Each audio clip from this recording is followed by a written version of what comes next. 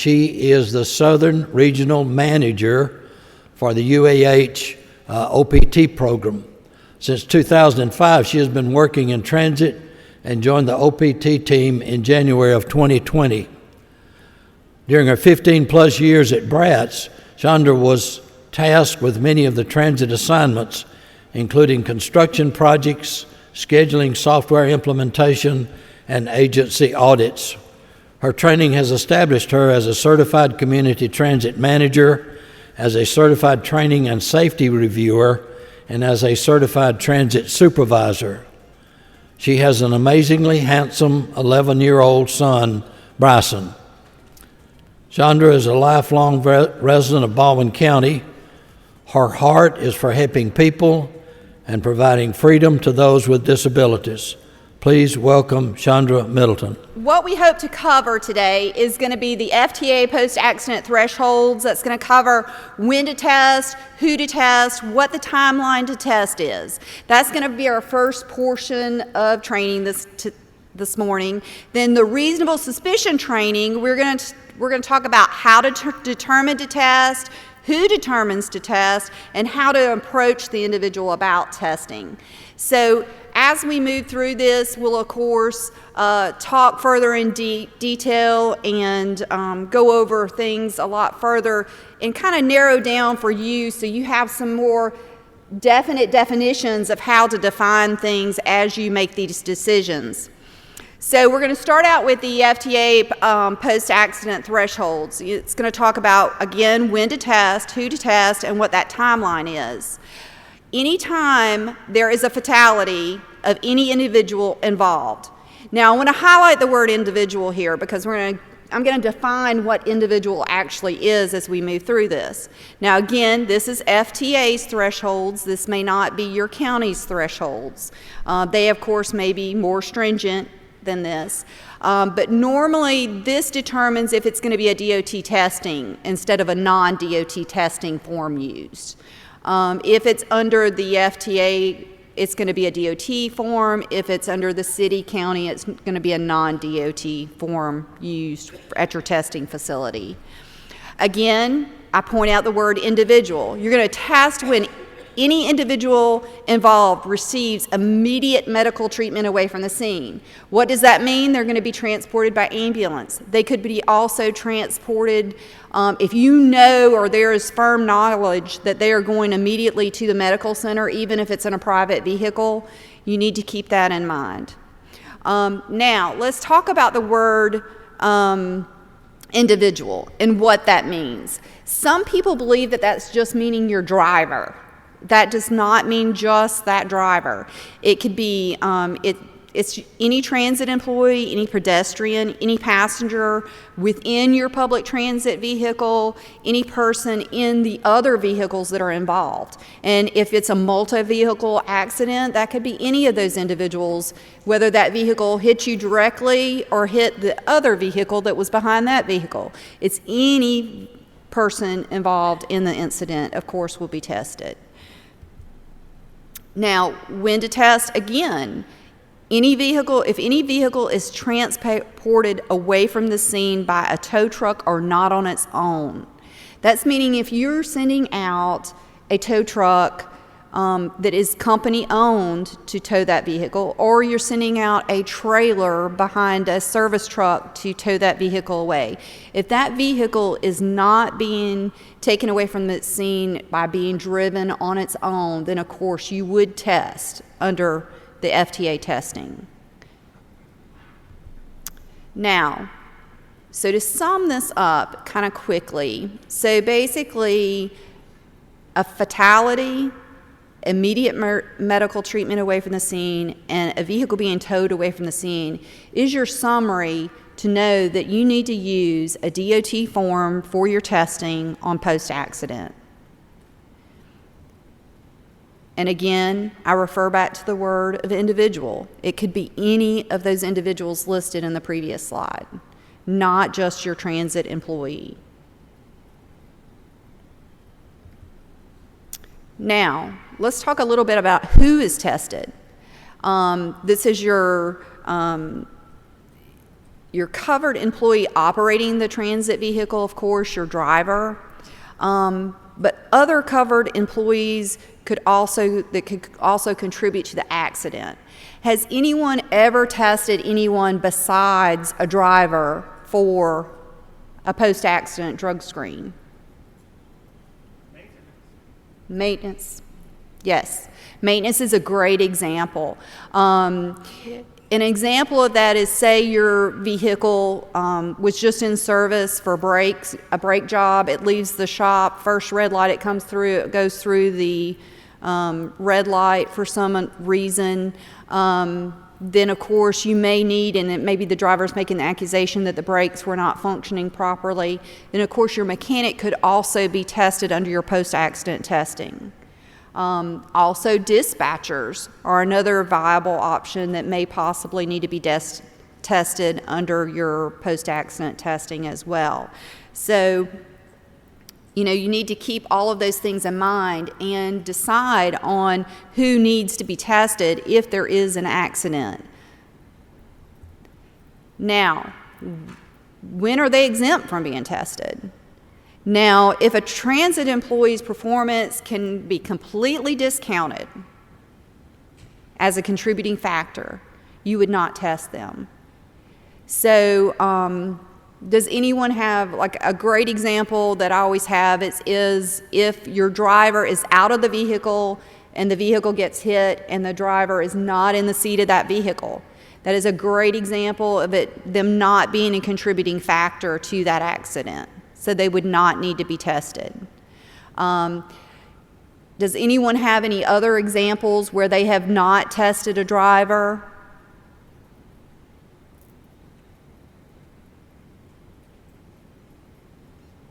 Yes, sir. We had an operator sitting at a traffic light, and another vehicle rear-ended.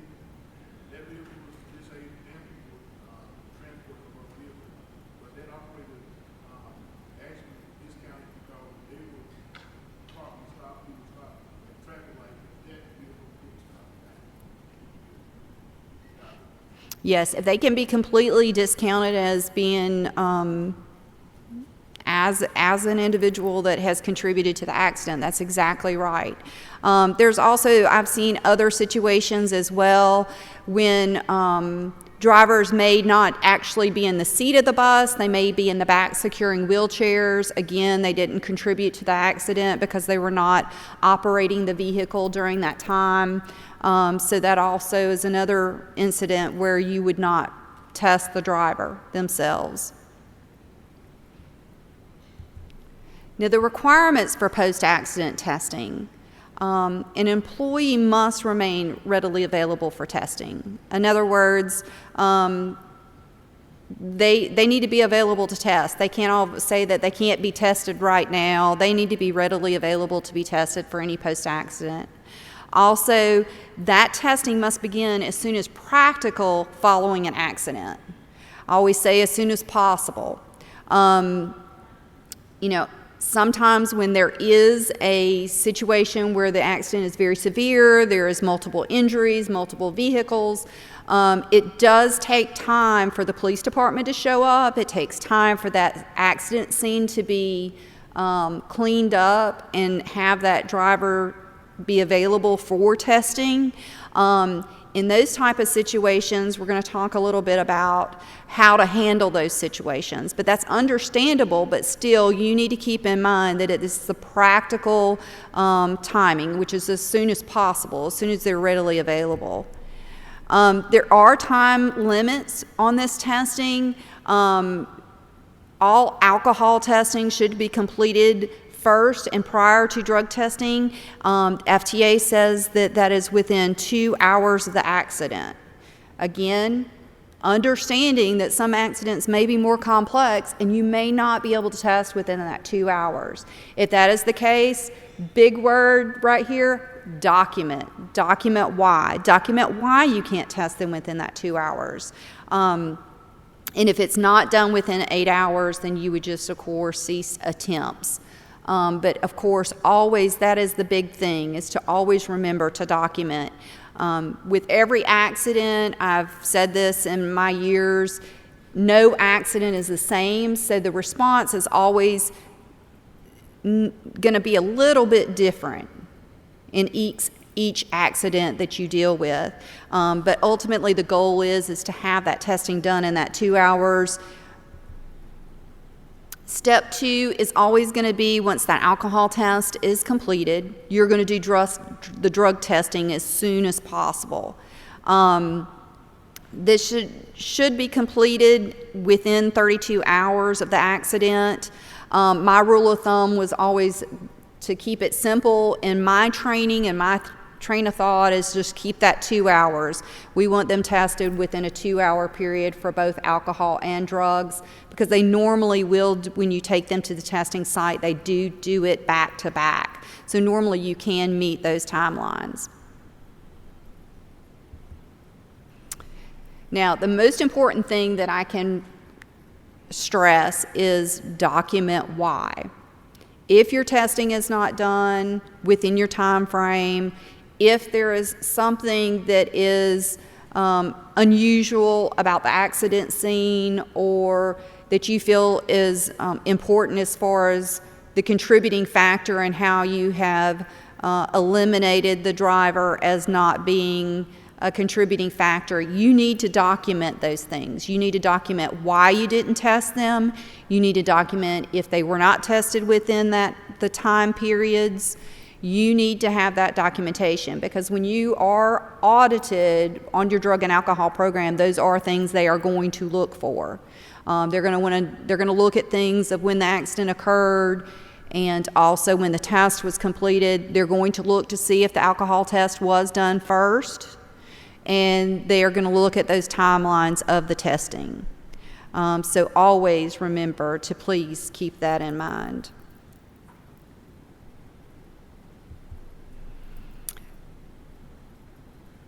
Is there any questions about the post-accident drugs testing at this time? Yes?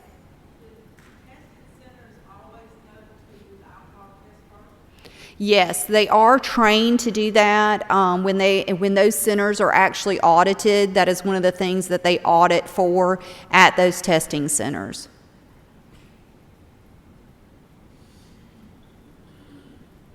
Any other questions? Y'all are an easy group today. Real easy, real easy. Well, we'll move then on a little bit into reasonable suspicion. Reasonable suspicion, we're going to talk about who determines that a test should be done. We're going to talk about how to determine a test is done. And we're going to talk about how to approach that individual about the testing. So, who determines that the test should be done? It's going to be a qualified supervisor or company official that has completed the required reasonable suspicion training and can recognize those symptoms. This training must include 60 minutes of training on physical, behavioral, and performance indicators, as well as at least 60 minutes of training on the physical, behavioral, and performance indicators of the misuse of alcohol as well as the drug use. So those are important things. I did provide a link, and this PowerPoint will be on the AllTrans site, so you guys can pull this link up. There's actually training there that all of your supervisors that you want to be able to do this testing or be able to make these decisions, where they can go on, click on this link, and actually complete this training. Also, something that is important for you as managers in the transit industry, you must have supporting documents that show that this training has been completed in their records. So you must have that documentation. This is kind of a sample of what is on FTA's site as far as your documentation of what is required for you as a transit provider to document that these supervisors have been trained. This, of course, will be completed and kept on file, as well as you, of course, need to ensure that they do watch all of the training videos that are needed for that to be able to make those decisions for you.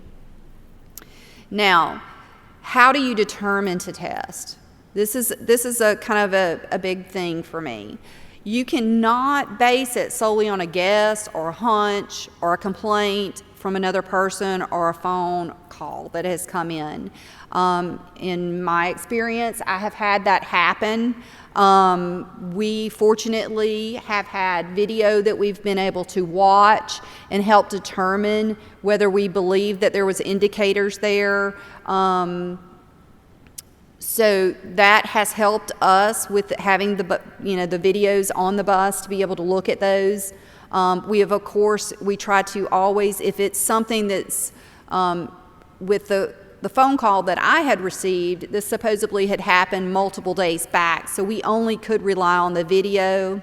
But of course, if it comes in more real time for you as a supervisor, you need to lay eyes on that individual and do an analysis of that individual's behavior and actions and see if you can determine if there is some type of stronghold to these accusations that have been made verbally to you through this phone call.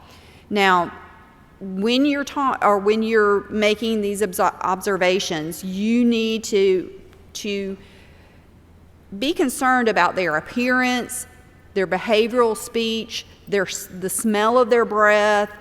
These are all associated with drug and alcohol use. It can't be just a hunch. You've got to rely on facts, not feelings, not gut feelings, but facts that can support you in your decision.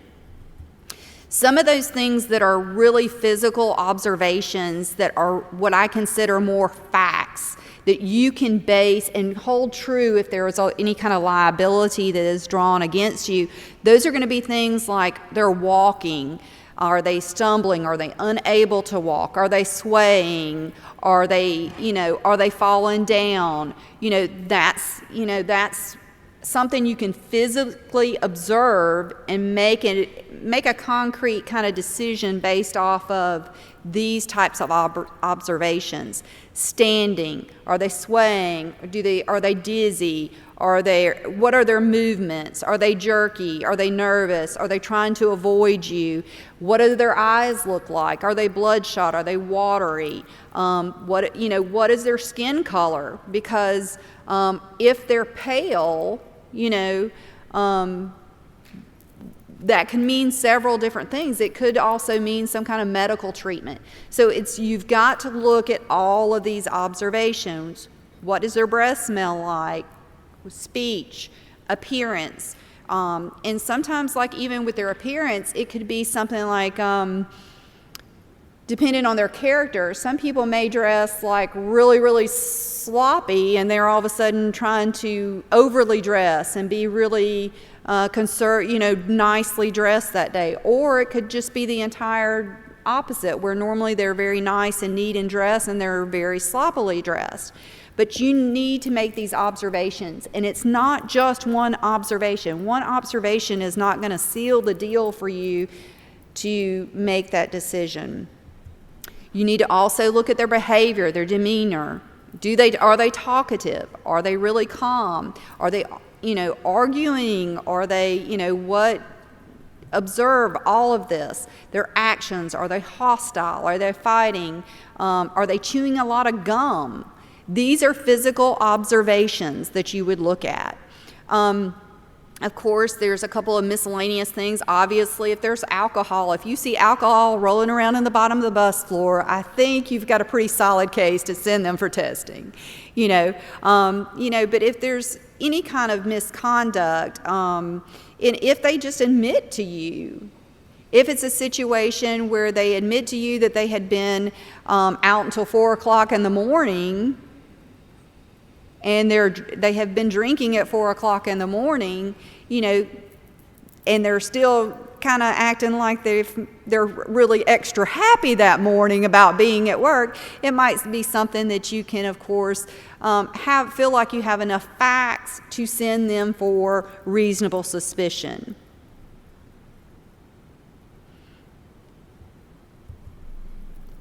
Now, the testing timelines. Of course, again, it's very similar to your post-accident. It's, 2 hours from the initial observation, and it needs to be done within 8 hours of the initial observation. Of course, after the alcohol test is complete, then immediately you would do the drug test as well, same as your post-accident. Again, you have to be conscious when you're making these decisions to make a reasonable suspicion case, because there is a lot of liability that follows along with that, because this is the individual's job, their livelihood. So you need to make sure that you are making these observations are factual, that you can support. I've even heard of agencies that purposely make sure that they have these individuals in the bus as they're talking to them, or by a video camera, so it's also being recorded, so that you also have that audio, visual, and digital support to support your accusations rather than just your own observation. I have heard of agencies even doing that. I think it's going to depend on the situation. That's not something that you're going to be able to do every time, but I think that's a very logical idea of how to help protect you as a supervisor making the decision. Again, these limitations are very similar to the drug and alcohol. Now, I want to talk a little bit about how not to approach an individual about testing. You do not want to be confrontational, argumentative to them. You do not want to solicit a confession. You don't want to diagnose them as having a problem, and you don't want to accuse them of illegal drug use. And I really point out that sometimes they will just freely give you a confession. But you should not approach that individual with that being your intent. You should not diagnose them with having a problem. You should not diagnose them with it being illegal drug use, because it may actually be a medical issue with that individual. And I know that several of us do have older individuals working for them, and so it may be a medical condition. That's why when you talk about like the pale skin and things of that nature, that could be a medication issue that they're having, and it may not be actual drug use, illegal drug use.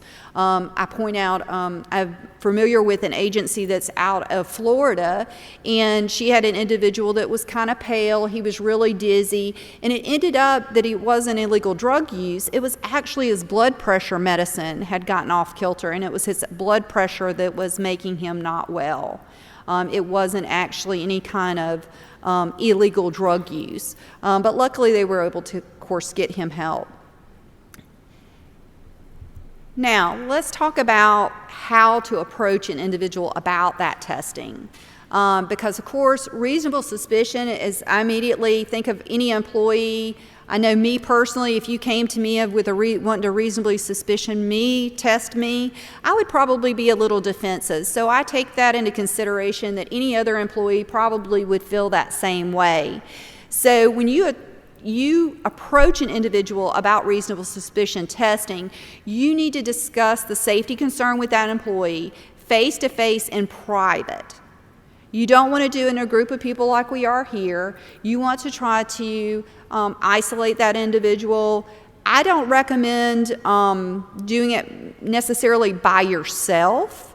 If you have another supervisor, I know in my situation and in my experience, I always took another fellow supervisor to go with me on any of my positive type testing or any of my reasonable suspicion testing, because that individual normally would release them from their driving and they would go take care of the driving, and then I would take care of the individual that needed to go have testing done.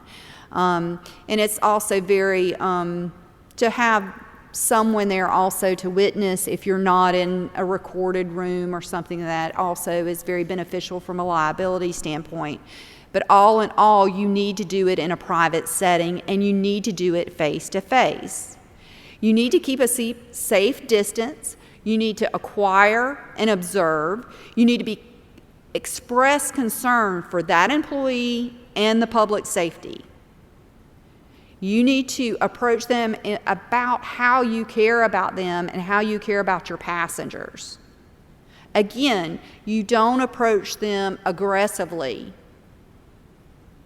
Use a lower tone voice. Describe the observations that have concerned you. Talk to them about those observations. Remember to stick to the facts. Stick to those things that were on those previous slides. Talk about, I've noticed that you've been stumbling. I noticed that your speech is a little off today.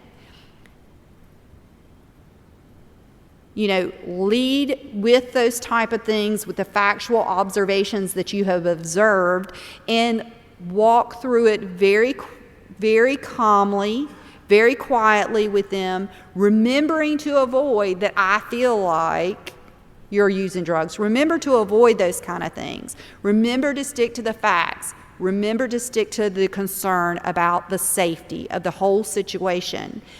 Explain the need for the testing. Refer to the policy. Be respectful. Be brief. Be to the point. And protect that employee's confidentiality. Because depending on what that task comes back, that is crucial to to that person and as an individual, that we're protecting their confidentiality. And take them to the testing. Take them to the testing site and have them tested under reasonable suspicion.